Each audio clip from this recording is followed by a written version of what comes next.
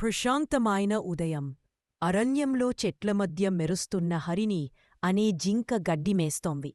అడవి మరో వేటగాడు అడుగులు వేస్తూ ముందుకు సాగుతున్నాడు. తుపాకీ చేతిలో ఉన్న హృదయంలో మాత్రం ఏదో సంకోచం. తన ఎదుట జింకను చూసిన క్షణం అతనిలో ఏదో మారింది. ఠఠఠ ఆకుల చప్పుడు. అచానకగా పులి నీడల్లోంచి బయటకు వచ్చింది.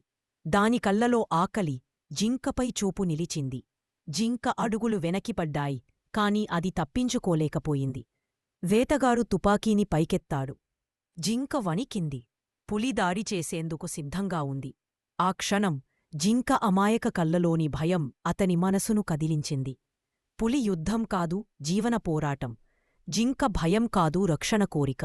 అతను నెమ్మదిగా తుపాకీని కింద పెట్టేశాడు.